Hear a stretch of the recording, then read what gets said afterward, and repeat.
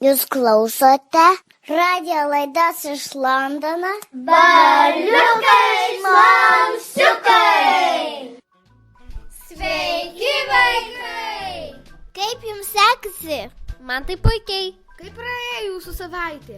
Nuostabiai! Superiniškai! Puikiai! Kristina, ar tai žodis? Jausmas. Gerai, nežinojau. O kodėl jūsų savaitės buvo geros? Todėl, kad pirmadienį aš su Rojum buvom iškeliavę į berniukų mokyklą. O štai gerai, nes aš visą savaitę gerai jaučiuosi ir man taip ramu. O aš nusipirkau naują žaidimą, kuris vadinasi Need for Speed Most Wanted. O man irgi gerai, nes aš gavau naują dviratį.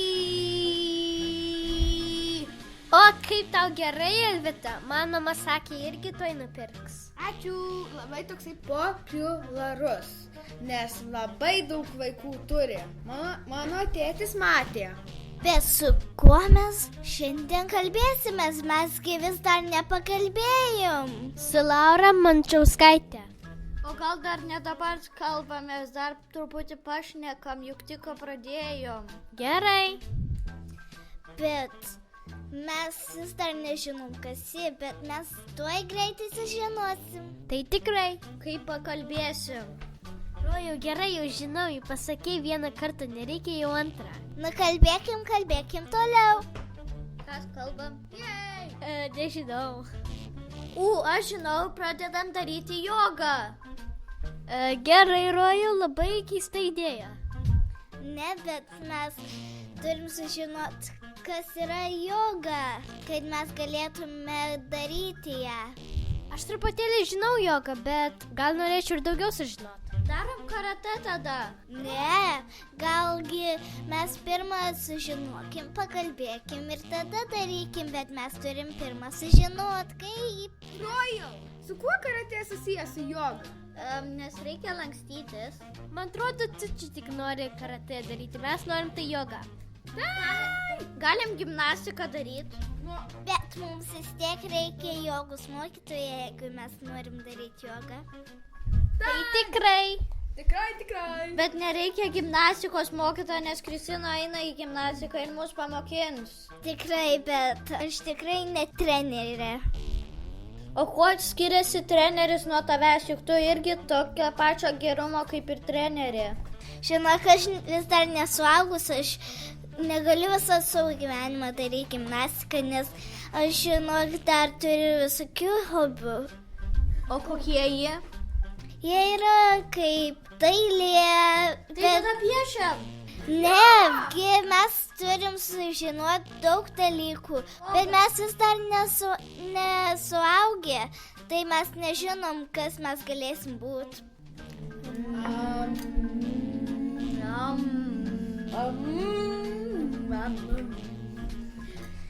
Tikrai tai bus gerai.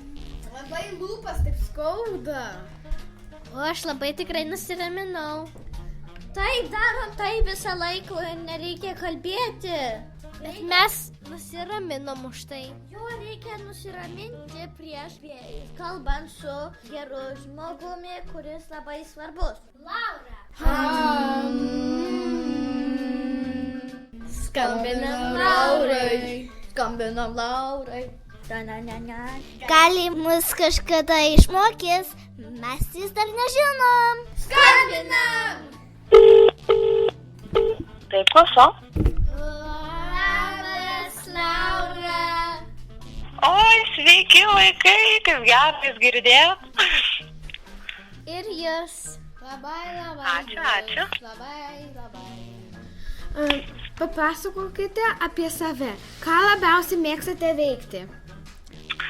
Na, mano vardas Laura, tikriausiai jau žinote, o daug ką mėgstu iš tikrųjų veikti.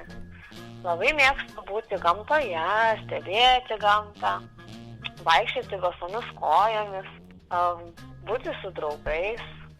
Labai daug dalykų įvairiausių. Kas yra joga ir iš kur jie atsirado? O joga tai yra labai senas mokslas iš tikrųjų. atsirado iš Indijos labai senai, kai žmonės galvoja, kad netgi prieš 4000 metų, gal netgi seniau, yra manančių net, kad prieš 10 000 metų, kas jau yra labai senai. Ir kas nuostabiausia, kad joga vis dar gyvuoja iki šių dienų. Ir tai yra mokslas, kuris, mokslas apie kūną ir sielos harmoniją. O, labai įdomu. Taip, labai, nes indai, Ovės išminčiai Indijoje, jie gyvendavo urvuose, kalnuose ir ten labai ilgą laiką jie stebėdavo gamtą, įvairiausius gyvūnus, kalnus, medžius, netgi stebėdavo žvaigždes ir mąstydavo, kaip čia viskas taip harmoningai susieta. Ir po kiek laiko pradėjo atkartoti gyvūnų, kalnų, žvaigždžių judesius. Taip ir atsirado joga. Viena iš jogos aspektų yra aplinkos stebėjimas. Ir stebint aplinką mes galime tikrai labai daug ko išmokti ir pritaikyti savo gyvenime. Kaip stebi aplinką? Stebėti plačiomis akimis ir atvira širdimi. Ačiū. Prašau. Ar sunku jogos mokyti vaikus? Kokiu amžiui vaikai? Ai, ne, visai nesunku iš tikrųjų. Nesunku, smagu, sakyčiau. O vaikų amžius tai įvairus būna nuo 4-3 metų iki begalybės. Tikrai nesunku, labai smagu, nes jogos užsiėmimai, tarkim, vaikams tai jie būna žaidybinė forma, įvairiausių mes judrių žaidimų prisigalvojam ir tai, kurie lavina ir lankstumą, ir kūrybiškumą, ir mokinamės bendrauti vieni su kitais. Ir dar kas labai svarbu, mokinamės įsiklausyti į save, į savo kūną. O kaip tie vaikai stebi aplinką? Kaip vaikai stebi aplinką? Tai vaikai, jogos užsiėmimuose vaikai tai nestebi aplinkos, pagrindai jie patys viską veikia ir daro. Dažniausiai mes keliaujam visokias magiškas keliones ir ten įvairiausias šalis ir sutinkam daug vietinių žmonių, kurių ten mokinamės jų šokį ir įvairiausių gyvūnų sutinkam ir atliekam tam tikras gyvūnų pozas, daug kvėpavimo pratimų išmokstam. Šiuo metu kalbame mokslo tema. Ar manote, kad filosofas yra mokslininkas? Na, čia jau kaip yra įvairiausių nuomonių šią temą ir netgi šiek tiek ginčų, kiek žinau šią temą, bet mano nuomonė ir mano pasaulyje tai mokslas, filosofija tikrai yra mokslas. Juk vien paprastai pagalvojus, kad filosofas, kas tai yra filosofas, yra mąstytojas, o be minties nebūtų ir mokslo.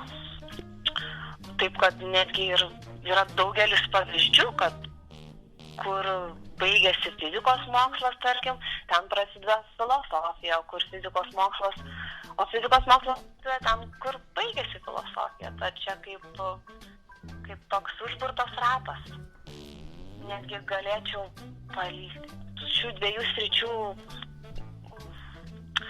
kažkaip tai atskirti, šias dvi sritis būtų labai sunku ir net galėčiau palyginti mokslą ir filosofiją, tarkim, su dviračiu, kad jums būtų patogiau įsivaizduoti ir kaip mes žinom, kad abu ratai reikalingi tam, kad dviratis važiuotų pirmyn. Taip pat ir mokslas ir filosofija yra tokie neatsiejami dalykai. Ačiū. Prašau. Žinome, kad esate mokytoja.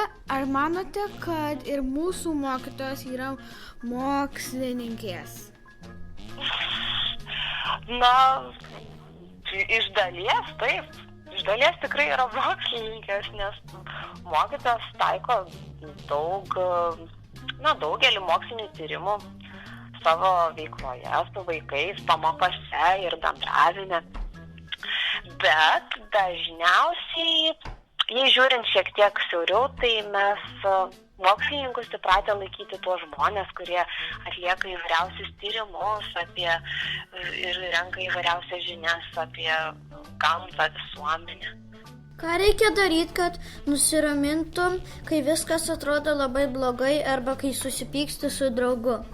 Visų pirma, tai sakyčiau, kad kiekvieną dieną reikėtų pradėti taip ir stengtis, kad tų pykčių būtų kuo mažiau, bet jeigu taip atsitinka, kas aišku būna, pasitaiko visiems, ir mažiems, ir dideliems, tai nusiraminti tikriausiai savo, galiu keletą netgi pratimukų paprastų pasakyti, susitelkti kvėpavimą, arba 10 kartų giliai įkvėpti ir iškvėpti, ir tada mintis ir protas prašviesėja, ir tas pyktis rodas išgaruoja. Labai paprastai įkvėpi, iškvėpi. Gal joga padeda ir mokytis? Na, taip padeda, nes joga padeda susitelkti, sukoncentruoti savo mintis į mokslą, tarkim. Tikrai. Aštresnis protas pasidaro. Aštrus protas, tai kai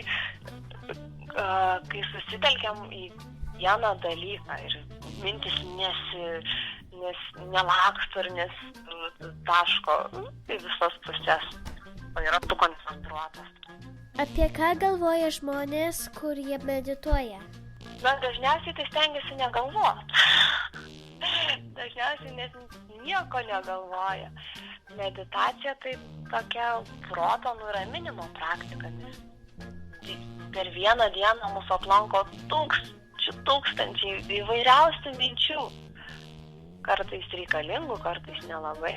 Tad meditacija yra toks ramybės metas. Dažniausiai stengiamės tiesiog nusiraminti, galvojame apie kažką gražaus, galime netgi įsivaizduoti, kaip esame prie jūros, įsivaizduoti kažkokias tai vietas, kurias mus nuteikia ramiai. Gal papasakotume dar ką įdomaus, ko nepaklausime jūsų? Aha, tai galiu gal truputį dar apie jogą tada papasakoti. Prašome. Gerai, tai yra ten, jogos tai yra labai daug įvairiausių rūšių.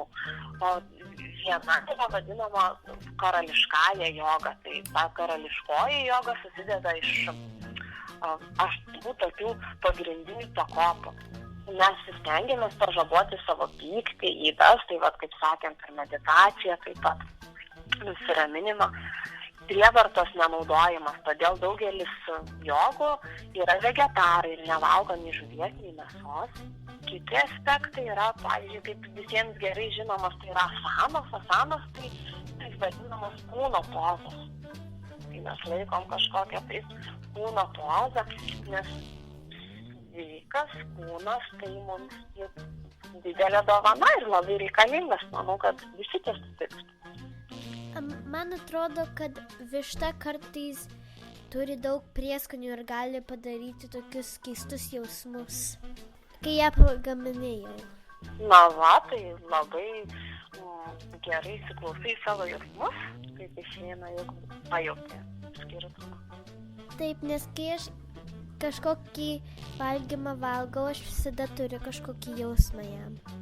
Na, tai sveikinu. Kad Ačiū. esi jautri ir jautri. Palinkėkite ką nors mūsų klausytojams, prašau. Klausytojams. Man patinka Einšteino mintis, kad visi yra genijai, kaip ir jūs ir aš, bet jei vertinsime žuvį pagal gebėjimą laipioti medžiais, tai ji visą gyvenimą ir nugyvens, manydama, kad yra kvaila. Bet taip nėra. Ir kokias mintis kelia šitas posakis jums? Nes žuvis negali gyventi kur nėra vandens. Ant žemės negali. Žuvies mes vertinti tikrai negalim pagal jos sugebėjimą laipioti medžiais. Ir Ir mes. Taip. Neturi rankų, kad jį galėtų laipėt medžių. Būtent, juk ir mes visi vaikai ir suaugę, irgi visi esam skirtingi. Ir esame gabus tai vienoj, tai kitoj srityje. Negalime daryti visko super mega fantastiškai. Žuvis nemoka vaikščioti, tik tai plaukti. Taip, tai jums ir palinkėsiu to, kad turėtumėt skrydį, kurioje jūs būtumėt didžiausi mokslininkai ir atradėjai, kad rastumėt tai, kas jums labai patinka daryti. Ačiū, Laura. Valio, prašau. Ačiū jums, vaikai. Viso gero. Viso. Bye. Viso. Bye. Iki. Šiandien laidoje dalyvavo Londono lituanistinės ir asmenybės ugdymo mokyklos Mano pirmieji mokslai auklėtiniai. Beata Džiaugutytė, Sandra Dobroskytė, Elvita Minelskaitė. Rojus Česonis.